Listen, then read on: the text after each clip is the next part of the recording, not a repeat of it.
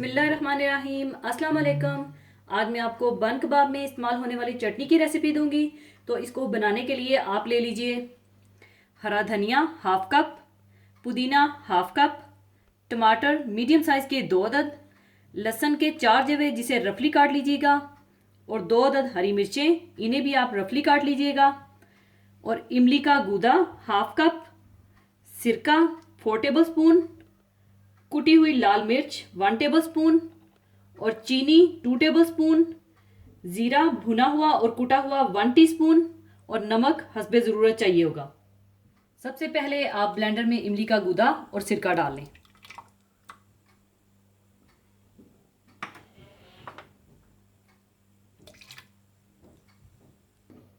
इसमें आप टमाटर डाल दें, फिर इसमें हरा धनिया, पुदीना, हरी मिर्चें और लहसुन डाल दें, कुटी हुई लाल मिर्च, भुना कुटा ज़ीरा, चीनी और नमक डालकर अच्छी तरह से ब्लेंड कर लें।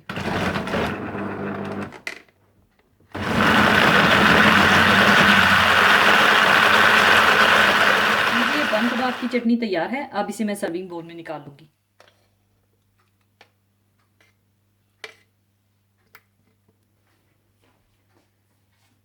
आप इसे सिर्फ बन कबाब के लिए ही नहीं बल्कि जब चाहें किसी भी खाने के साथ बनाकर सर्व कर सकते हैं। ज़रूर बनाइएगा। और जाने से पहले एक हदीसे पाक शेयर करना चाहूँगी। हदीसे पाक इस तरह से है।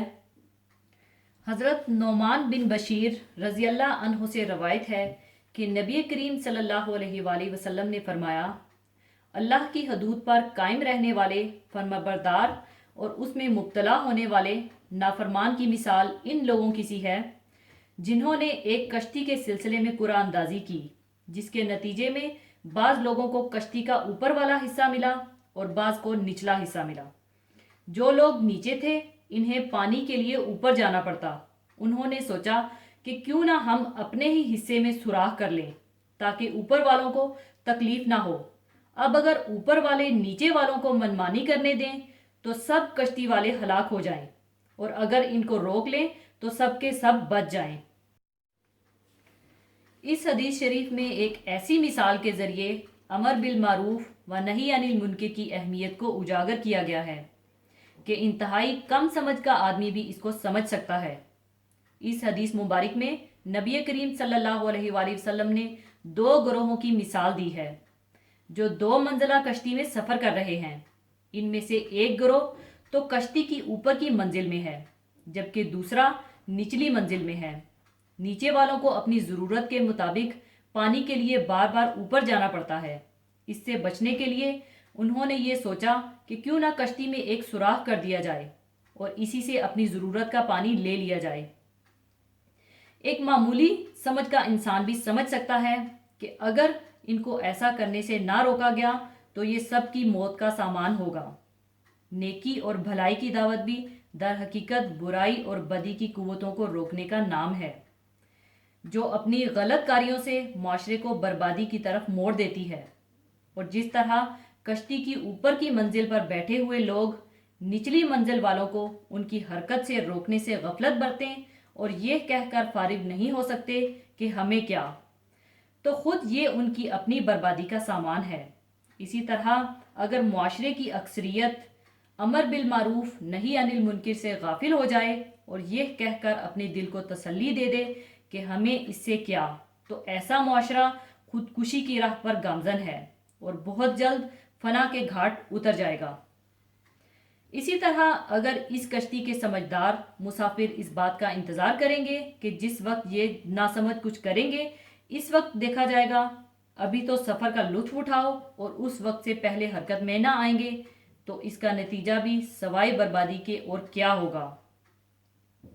एन इसी तरह अगर किसी माशरे के सालिया अनासर इस बात का इंतज़ार करेंगे कि जब बुराई अपने घर आएगी तब देखेंगे, तो यकीनन उनका अंजाम भी उस कश्ती वालों की तरह बर्बादी ही होगा। इस मिसाल से ये बात भी समझ में आती है کہ نیکی کی دعوت اور برائی سے روکنا ایک مسلم معاشرے کے ہر فرد کی ذمہ داری ہے۔